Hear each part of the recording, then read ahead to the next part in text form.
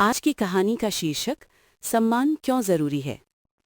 गांव के किनारे एक छोटा सा कस्बा था। नाम था सोनपुर। वहां लोग सीधे साधे थे, लेकिन बदलते समय के साथ उनके दिलों में भी बदलाव आने लगा था। उसी कस्बे में रहता था राघव, लगभग 35 साल का, पढ़ा लिखा और शहर से लौटकर आया हुआ युवक। शहर में अच्छी नौकरी, पैसा और पहचान पाने के बाद राघव को लगता था कि अब वही सबसे समझदार और सबसे बड़ा इंसान है। उसके घर में उसके बूढ़े माता पिता रहते थे, हरिनाथ बाबू और शारदा देवी। हरिनाथ बाबू कभी स्कूल में मास्टर हुआ करते थे। पूरे गांव में लोग उन्हें आदर से मास्टर जी कहते थे।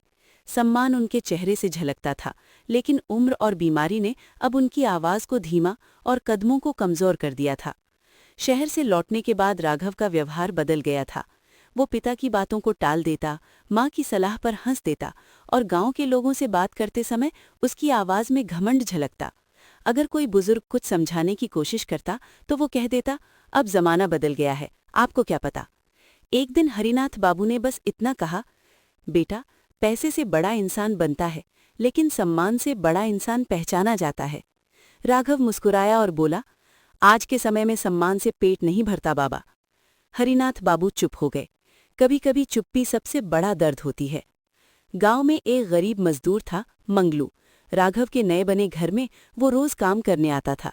एक दिन मजदूरी के पैसे को लेकर कुछ बहस हो गई।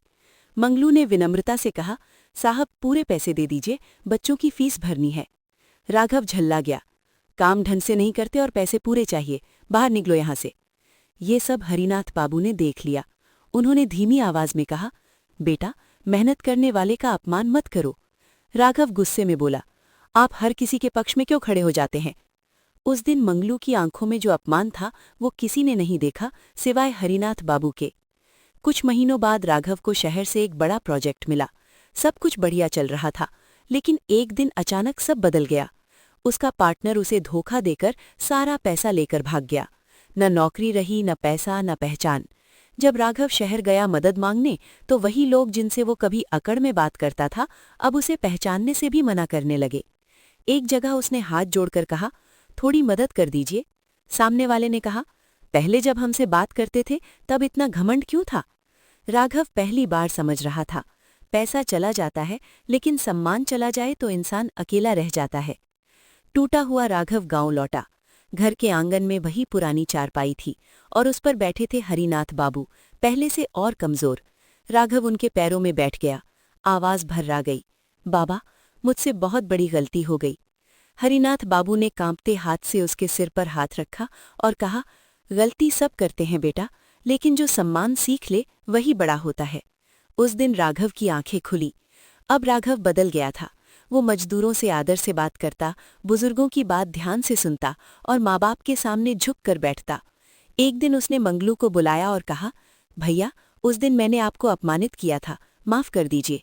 मंगलू की आंखों में आंसू आ गए। वो बोला, साहब, आज आपने मुझे इंसान समझा, यही बहुत है।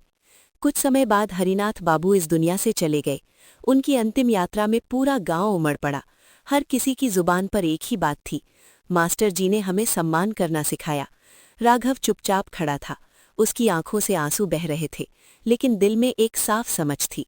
सम्मान किसी की उम्र, पैसे या ओहदे से नहीं मिलता। सम्मान मिलता है व्यवहार से, इंसानियत से और दिल से। जो दूसरों को सम्मान देता है वही जीवन में सच्चा सम्मान पाता है।